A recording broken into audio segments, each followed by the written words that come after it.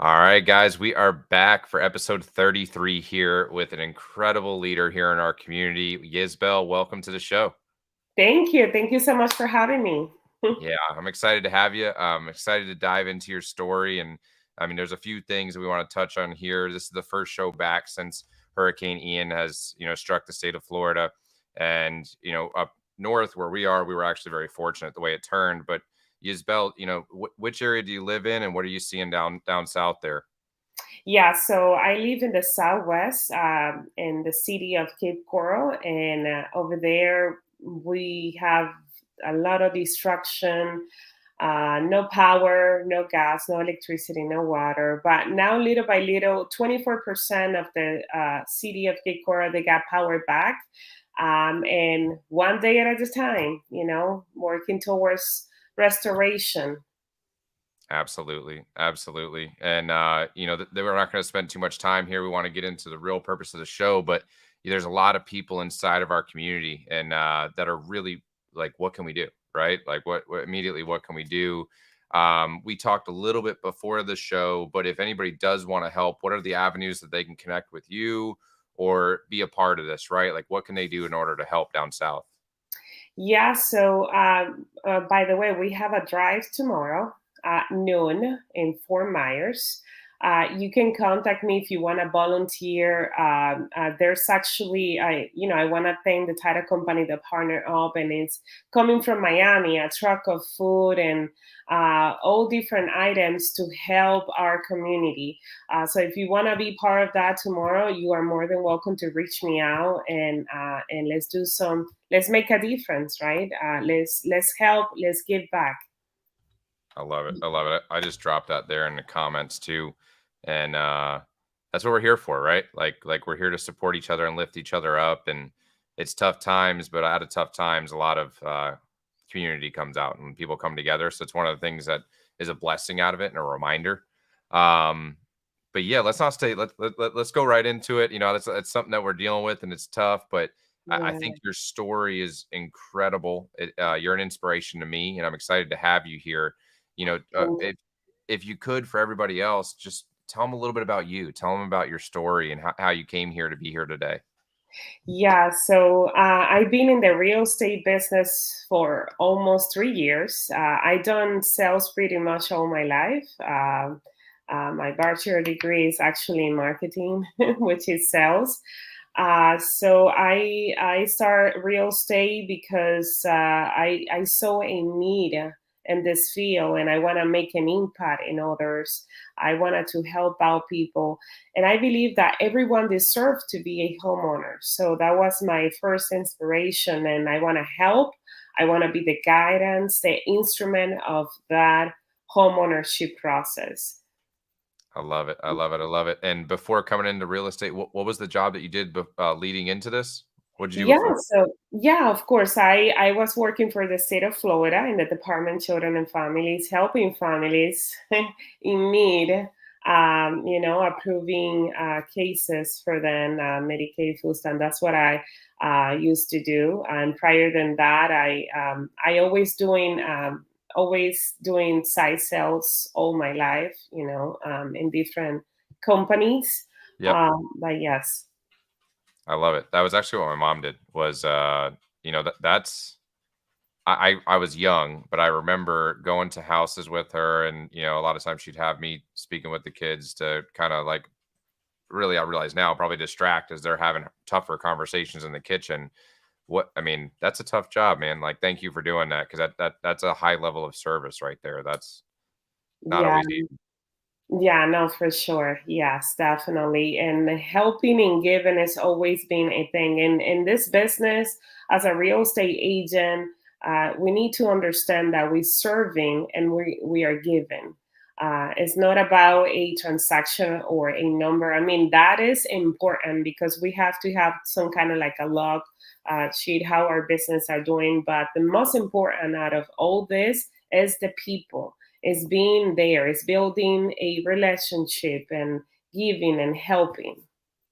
I love that. And I feel like that's a segue. I see we got a couple of people tuning in. If you will, just, drop a hello in the chat. We'd love to know who's here, who's watching. As we go along, if you have questions, drop them here in the chat as always.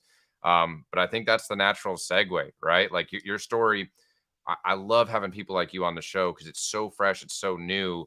And a lot of agents that tune into this are saying to themselves, how do I grow? Like, what do I do to get off the ground and get running? And I think we both know that once you get running, like the path kind of starts to come, but it feels like you're just running uphill in the beginning, right? Like, I don't know if I'm going anywhere. So, Yisbel, break it down for us. If you had to start over today, what would you do to get from 0 to 100,000 real fast? Yeah, so is if I had to start over, I would do the same thing, but I would definitely select the right partner. Sometimes we don't take the time to who are we partner up. That is very, very important. That you, new agent, verify who are you partner up if the value principles of that person align with yourself, because that's gonna either get you there faster or slow you down. That is very, very important. And, in order for you to start your business, you want to serve, you want to give, you want to get involved with the community. What area do you feel more passionate about it? If you like the youth, then you want to get involved with the youth activity in your community. Because we, as a real estate agent, we are a public person pretty much, and it's not about sales all the time. It's about being out there for our community, and helping out and being a guide, being an instrument of blessing for others. And me personally, I'm huge in giving. I believe that we have a social responsibility as a business owner to give back, to get involved, and building relationship and seeking for those who I already know, doing a lot of open houses when you start, that we get you start.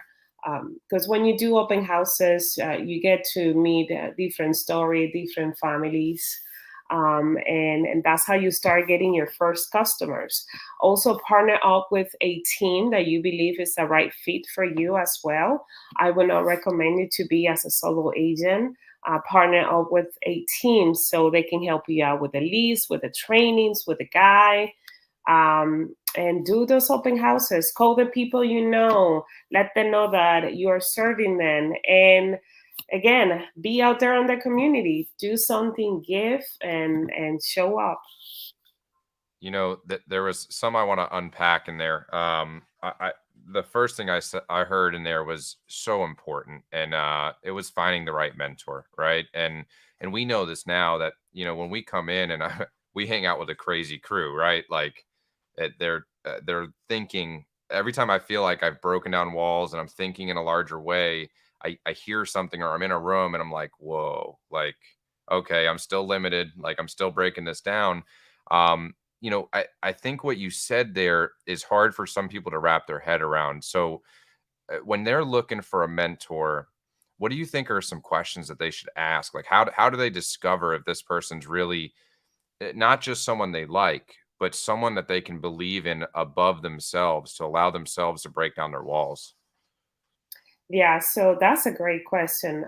So I would tell the new agents when they are finding the right mentor and the coach is ask those questions like, what is the plan that you have to help me as a mentee? What are the tools that you are using?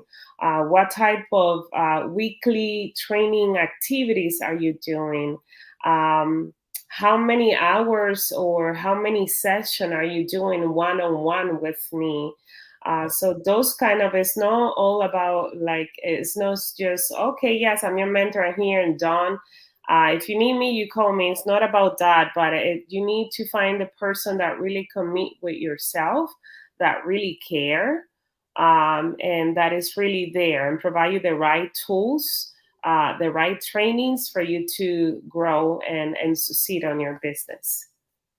I love that. I think that just really resonates with me when I think back on about my career too. And I want to segue to the second point now. So I'm a new agent, right? So I'm gonna just put myself into the role, right? I haven't done any deals yet. I don't have any listings. Yisbel, like you're talking about open houses, but I don't have any listings. How am I going to do an open house? Yeah, well, you come up with the right point. So here in our team, we have multiple listings that you can leverage from.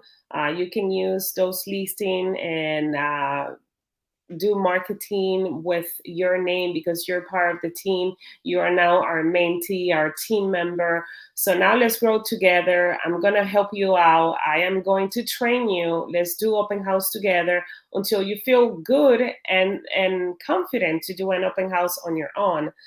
So that's important why we need to join a team, because on your own, you're not going to have the tools, you're not going to have the leasing because you have zero business. So now, because you are joining my team or you are joining James or whoever you choose, they're gonna provide you with those listings, and that way you can be out there. It's so important. Like, we have to make a balance between education and being on the field. So we have to be on the field. We have to be out there. We have to do open houses. We have to help buyers. We have to do listing presentations, and that's something that we do is step by step, one thing at a time. It tends to be overwhelmed, but that's important of joining a team because you can use those listings and do open houses and be out there. I'm going to segue here. I just want to give a quick shout out to Rebecca and Josue. Love you guys as always. Yeah, huge Oh, inspirations I there. love them. Hi, Rebecca and Josue. They've been a great support for me as well. I'm very blessed to have them. Me too. Me too. That ever since I came in, they've kind of always taken me under their wing and always jumped on a call with me. We've kind of worked through some stuff, and I love them. Yeah, they're awesome. Yeah, they're an open book. Always, always. But isn't that crazy in our culture? Like how that's one thing I just can't believe is every time that we need something and we ask for it, like literally wide open playbook. Like, here's how my org chart looks. This is what I did to do this. Like, it's amazing. Yeah, Um, I it's want to segue, and I'm going to go into the same thing. I'm going to go into the role of so I'm a new agent, and I'm 3 months in, and I'm struggling right as an individual agent. Yisbel, like I hear you're talking about a team, and I these splits are extreme though. I mean, I'm at a brokerage right now where I'm getting 100%. Like, why should I join a team? How do I rationalize this with the splits? okay. So I will say this right now, as a new agent, you have zero, and I like this is just my opinion. By thinking about the split is an scarcity mindset, because you are getting value on your own. You're not getting any value, anything. You're not going to get there on your own. You might accomplish a few things, but you will get there faster if you partner up with the right people and the right team. So the split is a scarcity mindset. What do you have right now? You have, as a new agent, you have no business, no leads, no trainings. You're on your own. So I will, if I go back, I will pay whatever I have to pay just to get me going. Yep. At the end, I start with zero, and they are giving me support, training, leads, listings, guidance, software. So that's all what you have to think about. In order for you to grow, in order for you to expand your business, get you started, you need, nothing is for free. You need to partner up. I mean, the time, the leads, that's not for free. That costs money. So when some agents talk to me about a split, I go straight to the point. That's a scarcity mindset. What do you have right now? What do you have right now? And the money and the split is just a number. Think it that way. It's just a number. I mean, um, we have the power to go above that number, like 80 20 60 60 or 65 35, whatever is the agreement. Yep. You can go above that. It's just it's a mindset. Numbers at limitless. We don't. There's no end on numbers. Why do we have to be like on a like in a square? Oh, this is it. No, you can overcome that. You can go above that if you partner up, if you use the tools, and if you don't have to reinvent the wheel when somebody else already went that path and they know what it takes to get there. And so that's such a blessing, to go by someone by, that the same path, but is keeping some mistake that the person did and now teaching you to, hey, watch out, don't do that, don't go that way. You should do this and you should use this tool and why it's important to use that tool. And but yeah, that's the way I see it. Is a scarcity mindset, looking at the split and numbers and all that. We can make as much as we want to make. Yeah, I love you breaking it down like that too, because that's the you know from a team leader's perspective, and I don't know if you started this way. I started on a team, and I was a buyer's agent with the team, and uh, people asked me, Joel asked me that on the show, what would I have done if I had to start over? I would have started the same way. Yes, there's a big difference. If you want to know what, my career was accelerated. I I wouldn't be where I am today if I didn't have that, because I had everything done for me and I could focus on learning the most important part, which is building relationships from people that don't know you, right? If you can go from someone not knowing you to having a relationship with that person where they want to help you and they want to cheerlead for you, that's key number one. And the part where I feel like we all miss it, and I experience this, is one, when you offboard from a team and now it's time to do your own thing, you've got all that knowledge that's built up, right? Like you taught me that. Like you we've built through all of this, and you leave with that and you're able to grow through it. Absolutely love that. Love that. Yes, no, I start 100%, and I would do 1,000 times 80/20 more than 100%, because 100% doesn't add value to my business at all.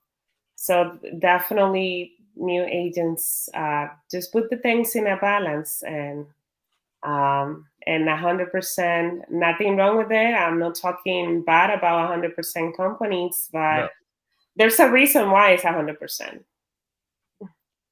makes total sense. I just want to highlight a couple things here. Rebecca, great episode. James, Yisbel is a powerhouse and a huge resource for sharing her playbook. And then we've got Miguel over here. Thank you. I've had some of my best deals from networking. Thanks for the great information. Yeah, keep crushing it, Miguel, going out there. This is my favorite part, man. We got some people on here. What questions y'all have? I love to turn this into a mastermind. Is my favorite thing, and when we can get some questions rolling in. And Yeah, that's awesome. Yeah, let's get some questions. while they're doing that, Yisbel, like, what's where are you going from here? What's next for Yisbel? Yeah, so right now I'm in the process of training a VA, which is a virtual assistant. I'm in the process of delegating right now, because in order to grow, we need to delegate. So I am in that process right now, building a system, and I want to duplicate what I'm doing already. I sold 43 homes in the last 12 months, and you, new agent, if you feel you have 1 year, 2 year, the time that you have in this business doesn't matter. What matter is your action plan, the Yes. people that you surround yourself. So, when people ask me how long you been in business, I tell them I've been this about almost 3 years. Oh, okay, you're new, pretty much. But then when I tell them my experience designation, one thing that I done when I started, James, is that I have designation and specialty, several, like about 4 or 3, and that give you confidence when you talk with sellers and buyers. So, in order for us to add value to our people, to our sellers, investors, buyers, we need to take the time to invest in ourselves, in our business, so we can speak with confidence. And the time, the length that you've been in business doesn't matter. What matter is your education, your experience, and the amount of value that you have to bring on the table for others. Love that. Love that. And Miguel has dropped us a question.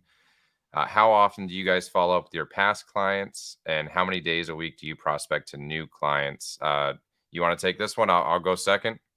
Yeah. Okay. So prospecting, that's a lifestyle for me. I'm prospecting all the time. But when doing cold callings and all that with my team, I usually do it Monday through Friday, every single day. But prospecting is a lifestyle. If I'm in an airplane, I'm prospecting. I'm meeting new people. I'm giving my business card. If I'm in a restaurant, I'm saying hi to everyone. I'm starting a conversation. I'm prospecting every time. That's why my CRM, my database is big because I'm always prospecting. I'm always looking forward to meet someone. I'm at Magic Kingdom with my family. I'm prospecting. I'm meeting new people. I'm saying hi on the line to others. Hey, hi, where are you from? Oh, you can get some good investor on that line. You never know, right? Yeah, And my kids go like, Mom, we are on vacation. And I know, okay, sure. But this is something that I love to do because when you are not prospecting and you're not out there, that means that you don't feel that you don't have anything to add. But I would feel bad if they don't use my service. So I'm always prospecting. I love So it. I love it. And I'm gonna just answer a couple of those things. Past clients, we just want to add value. It's good to reach out with them, local events, what's going on there. Um, Now, how many days a week do you prospect new clients? And I'm gonna like our team's real heavy on lead generation and phone conversion. So when a new lead comes in, it's a requirement on our team to call it within 10 minutes. And it's also a requirement on our team to make 11 phone calls or manual texts in the first 10 days, Miguel. That's our but I also know from Eric Perez, he actually said the magic number is 15. 15 in the first 10 days is the magic number. yeah, for new agents in my team, I ask for them to do at least 10 calls a day, which is nothing.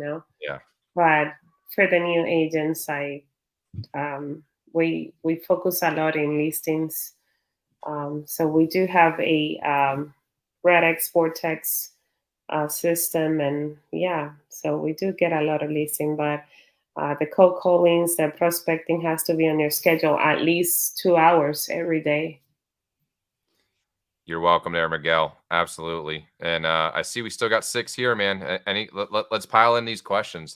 This is the fun part. Like this is where we can toss back and forth and it gets good. But man, Yisbel, like it's crazy how quickly that you've built that business over there. And I'm excited to see what you do, especially over the next couple of years. And while they're got some more questions coming in, and this is never the goal, and you can tell that from everything you've said on this. But with what's going on down south, what are some of the things that you're starting to prepare your team for, and what are some of the things that are going to come? Because I'm sure that this is disrupting the real estate world. And I can't even imagine what's actually going to take place with some of these people at their houses. Like, are they going to sell? What are the Yeah. things you're thinking about for down south?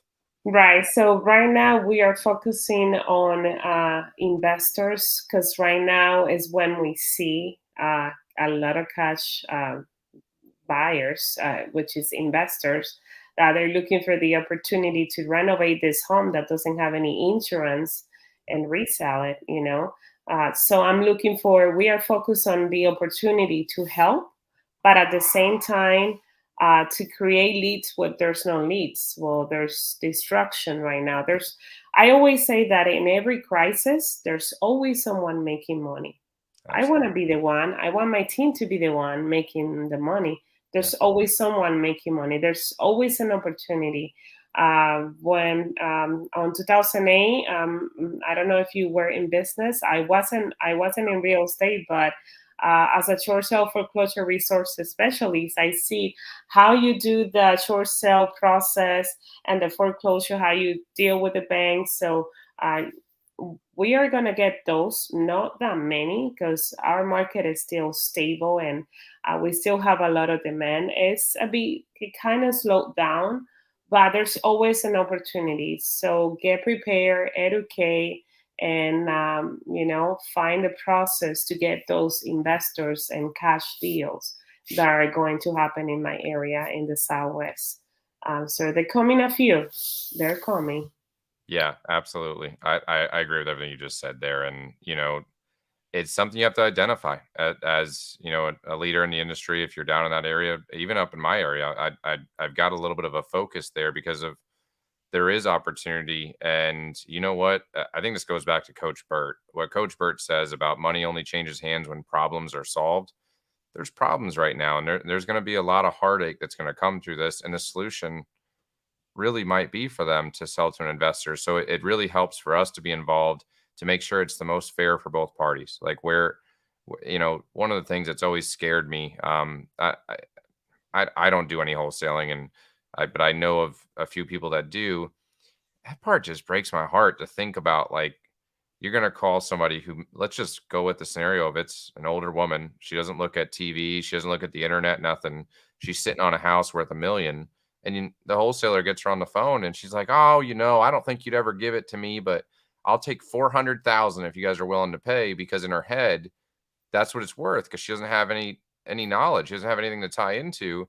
And man, that's why relying on a local expert to come in and assist you and help you and going through it the right way is so important because that story happens every single day where Oh yeah. somebody loses hundreds of thousands of dollars for their family by skipping a step and not letting somebody else come in and help advise them. And that breaks my heart when I hear those stories. Oh yeah, no, no. It's we want to make sure that it's a win-win, So because Always. they are gonna remember you forever, and those people are gonna refer you other people, and that's how your business grow. By by being fair, being the light and the guide for those knowing a good moment. Sometimes there's couple getting divorced or they cannot afford their mortgage payment anymore. I mean, we have to understand that we're here to solve problems. Someone is buying a home, we need to solve a problem. Someone is selling a home, we need to solve that problem. So we're here to serve and solve problems. That's huge. If somebody could take one thing away from this call, that's it right there. If they can go out and look for how they can help people and solve their problems, you're not going to worry about the rest of these questions about lead generation or conversion or any of these things. Like, if you can focus on how do I help them with their problems, you become much more valuable and it makes it much easier to work with you. But man, Yisbel, I appreciate you taking the time to be here with us. I know your time's valuable. I know you've got a lot going on down there, and it's awesome having you on.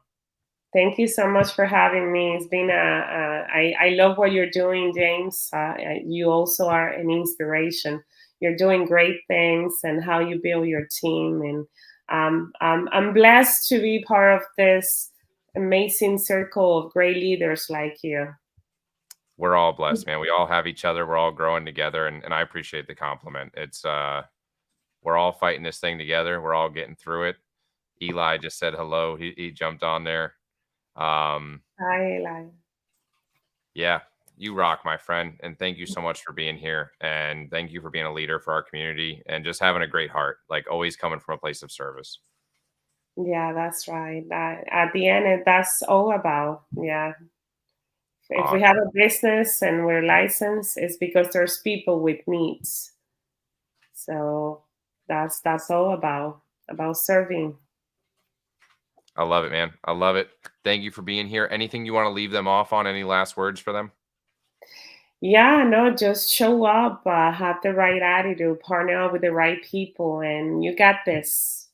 Only you set the limit. Heck yeah, man. Thanks again, Isabel. Thank you. Thank you.